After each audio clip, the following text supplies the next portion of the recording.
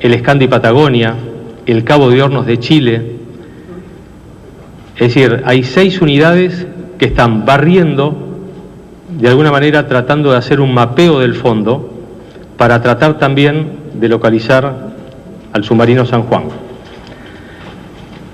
Toda la noche de ayer y en el día de la mañana, la unidad aeronaval, el P8, antisubmarino, aprovecha sus sensores de sonoboyas activas particularmente. La activa es justamente la que va a tratar de detectar algo metálico debajo del agua y poder localizar fehacientemente al submarino.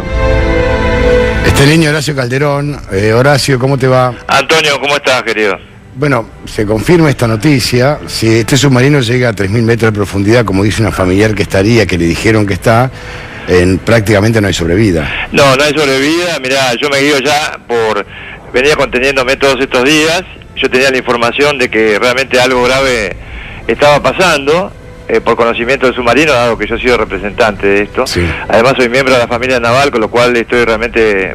Conmovido, consternado, muy dolido. Muy consternado, viste, mi padre era oficial de la Armada, médico, en fin, he nacido y crecido en la Marina hasta los 20 y pico de años. Dejando de lado esto, si no me va a costar seguir hablando,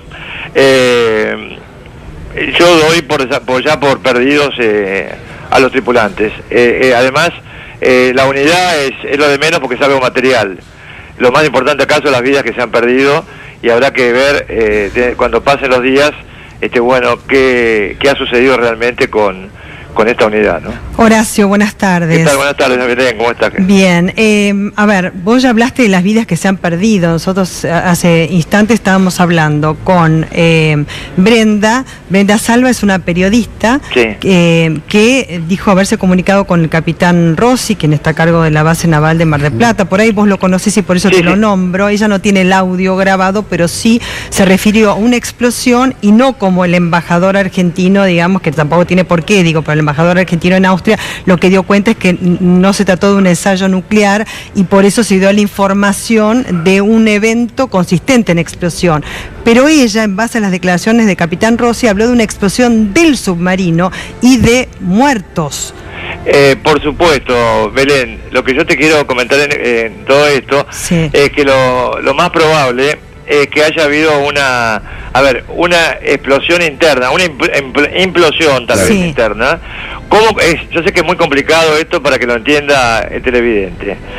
Puede haber una explosión dentro que mate la tripulación, a todo el mundo, pero que no necesariamente haga explotar la unidad, en cuyo caso, de haber existido una explosión que destruyera la unidad, habría en superficie rastros suficientes como para que se los hubiera detectado.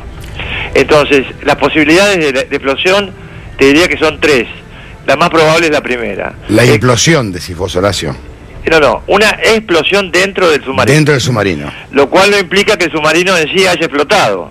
O sea, una explosión, yo sé que es muy difícil de transmitirlo. No, pero te está haciendo claro. No se entendió, Horacio. Vos decís que no significa que sea una destrucción total del submarino, sino una destrucción parcial en base a una explosión que no se sabe en qué sector del submarino se pudo haber producido. Exactamente, y además hay que agregar que el submarino debe haber quedado sellado. O sea, al quedar sellado, queda en el fondo del lecho marino o oceánico donde se encuentre, en definitiva, pero no es muy difícil que pueda de alguna manera desprenderse de él alguna pieza que flote que pueda identificar el lugar o que el submarino realmente sufrió este tipo de avería. Lo que yo quiero decir es lo siguiente, muy breve, ¿no? Después ustedes continúan o no. Primero, ¿cuáles son las posibilidades de la explosión? El agua de mar, eso es importante explicarlo. ¿Sabes qué pasa, Belén? Que ya hubieron antecedentes similares con el submarino TR en el pasado. Uh-huh. Entonces, el agua de mar reacciona con el ácido de la batería. ¿Qué provoca? Una alta emanación de hidrógeno. El hidrógeno es un gas muy explosivo que, por ejemplo, para recordar, destruyó el famoso dirigible Hindenburg. No sé si ustedes recordarán, sí, muchísimas décadas atrás. De más baja probabilidad de ocurrencia es que haya flotado un torpedo en el interior, ya que no es fácil que detone la carga explosiva. y también de baja probabilidad que explote el combustible. ¿Por qué? Porque el tanque se encuentra en tanques no resistentes en contacto con el agua de mar. Claro. Ahora, Horacio, también me parece que hay que hacer todo un replanteo del Estado argentino que desde hace décadas Total. Ha desatendido absolutamente a las fuerzas de seguridad, a las fuerzas armadas. Ahora se ocuparon mucho más de gendarmería, pero hay una desatención absoluta, una desinversión absoluta, y me parece que eso está peligroso. Por supuesto, yo vengo diciendo, Antonio, en varios medios, incluyendo de hace muchísimo tiempo, que la Argentina no está en estado de indefensión, no tenemos defensa nacional en condiciones, no tenemos seguridad interior en condiciones frente al flagelo del narcotráfico, salvo algunas mejoras que se han hecho, algunos cambios, y tampoco tenemos sistema de inteligencia nacional, porque la AFI prácticamente no tiene recursos, está destruida y depende exclusivamente de informes que mandan agencias de inteligencia amigas desde el exterior. Claro, por un lado tenemos la desinversión, yo ayer, digamos, tenía la información. Esto viene de Malvinas. Claro, y además, por eso, desde la década del 80, ya me pasaban, por ejemplo, información respecto a elementos que no han sido renovados, pero desde la década del 80, no es que estamos hablando de pocos años atrás, sino de hace muchísimos años, ¿no? Y de porcentaje del PBI que decía que es el 0,9% nada más para el área de defensa. Pero Horacio, yendo a este tema puntual, ¿no? Que vos decís, porque digamos, nadie habló de una explosión del submarino, salvo una periodista con quien nos contactamos, que ella dijo haber recibido esa información del capitán Rossi. Pero, digamos, oficialmente no, se habla de un área en el cual hay un evento violento consistente en explosión. ¿Vos ya directamente decís que hubo una explosión en el submarino? Yo les cuento que ha habido una avería desde el inicio extremadamente grave, sí, que impidió que el submarino eyecte una boya de señales, por ejemplo. Puede haber ocurrido que lo haya eyectado y que la boya de señales no funcionara. Sí. Como pasa acá en la Argentina, porque este submarino tampoco ha tenido ningún tipo de mantención durante los últimos años, ni de mantenimiento. Claro. Claro, también independientemente de las responsabilidades que puedan caberle a la etapa anterior y a la que la precedieron, etcétera. Eso hay que ser muy objetivo en este tipo de cuestiones, muy realista, como es el caso de Tuni Coleman, ¿no? Que siempre hace unos análisis excelentes de situaciones complejas como esta, ¿no?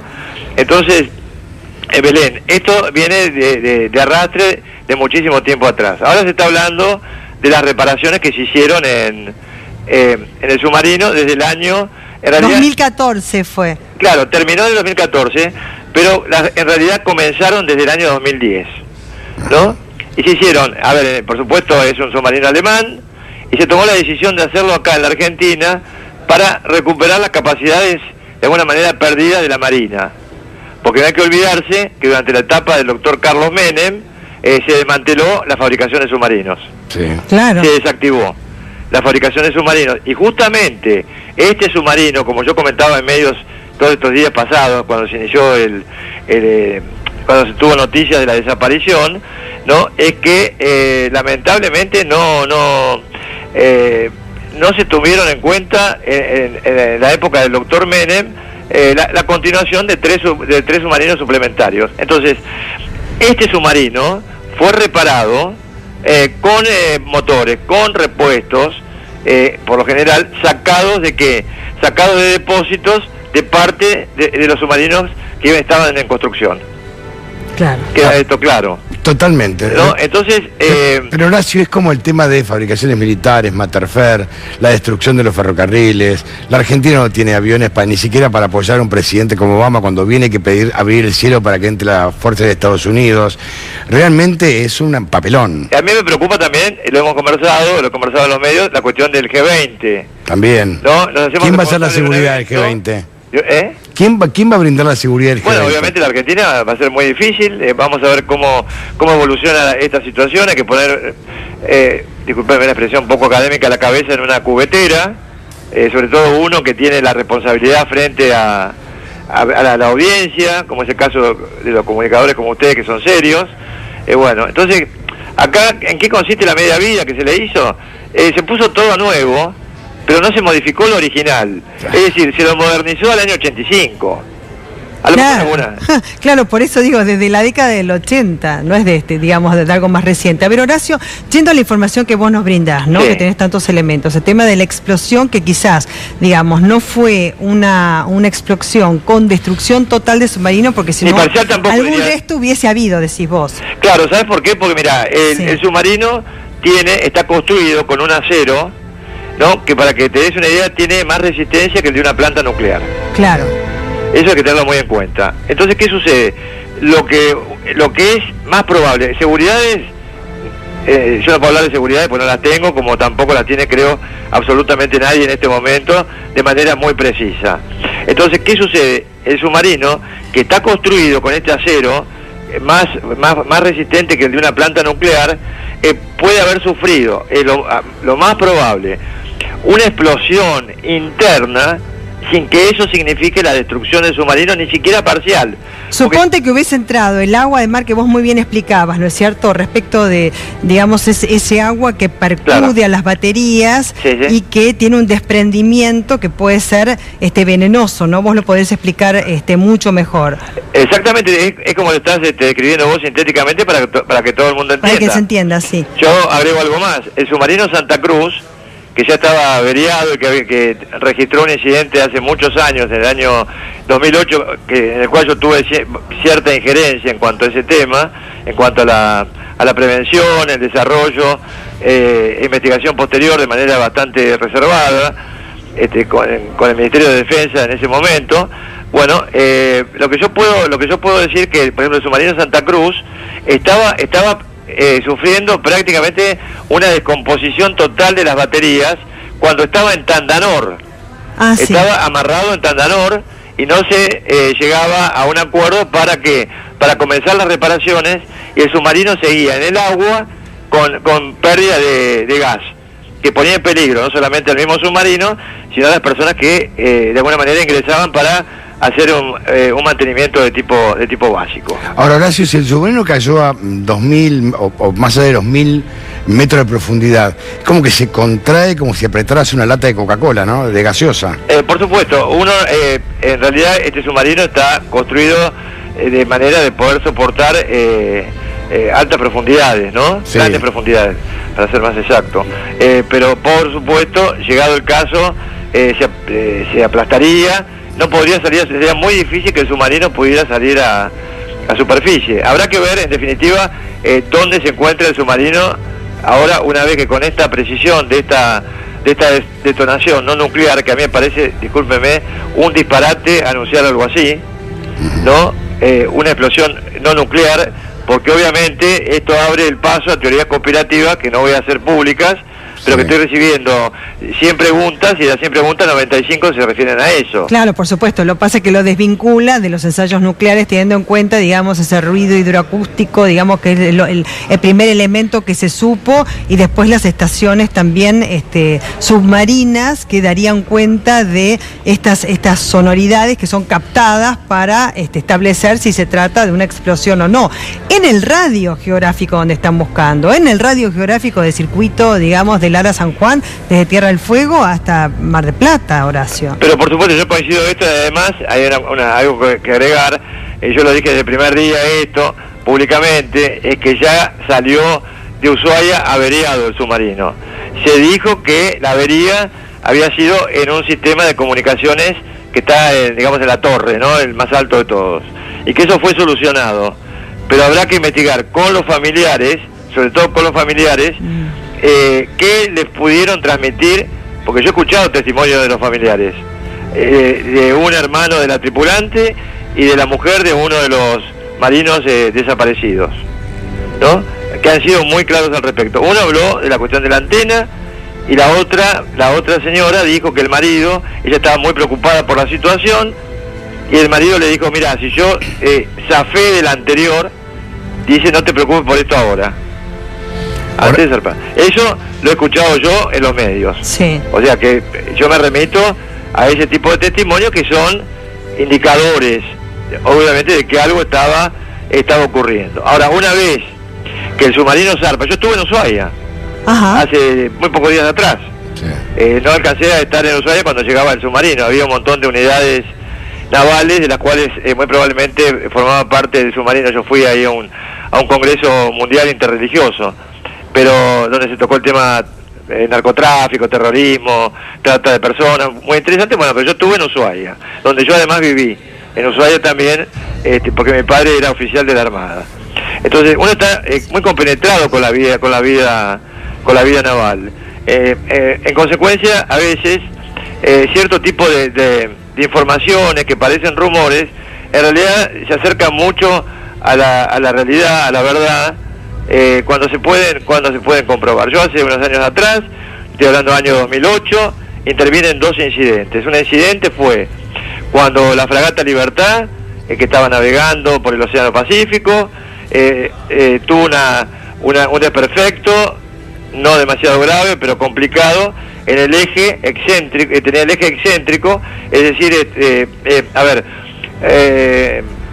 averiado el eje, que es el que mueve la hélice, para que sea más didáctico. Y en la oportunidad en que yo fui citado porque yo había publicado un comunicado sobre mi preocupación sobre eso, yo estuve en el Ministerio de Defensa Nacional, y ahí en el Ministerio de Defensa Nacional informé a la entonces ministra Nilda Garré de mi preocupación por el estado del submarino Santa Cruz. Bueno, ella en ese momento, año 2008, tomó todas las medidas del caso con respecto al submarino. El submarino se averió finalmente, como se había anticipado, recaló en Ushuaia, se le hizo una reparación provisional en Ushuaia, luego volvió con instrucciones muy precisas de no tomar riesgos a la base de Mar del Plata, y finalmente, ante otros riesgos que no salieron a conocimiento público, que yo no lo puedo certificar, bueno, fue que se ordenó que este submarino fuera desactivado de manera permanente hasta su posterior reparación, donde se encuentra en este momento, ¿no? Horacio, te mando un fuerte abrazo, gracias. Por favor, gracias a usted por llamar. Adiós. Gracias, Horacio. Ya volvemos.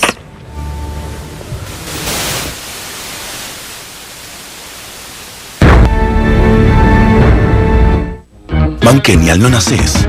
Banquenial te haces. Como él, que le gusta que le hayan depositado el sueldo, le